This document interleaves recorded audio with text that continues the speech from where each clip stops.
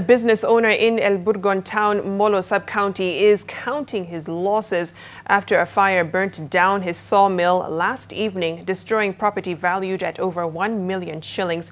The fire is suspected to have started in a nearby farm where one of the farmers was burning shrubs in readiness for the planting season. The fire spread rapidly to Muchedu Sawmill. Charred timber and machines used for wood cutting were destroyed by the fire. The residents are now calling on the county to provide better firefighting equipment. Mosi imetokea huko juu. Tukateremka tukaona ni Sawmill.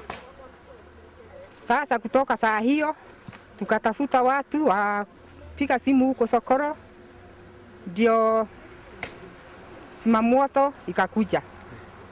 Sasa ndio walisaidia sisi. Enyewe kumesomeka sana kwa sababu iliasia miti kaenda kwa ofisi na Sawmill yenyewe imesomeka.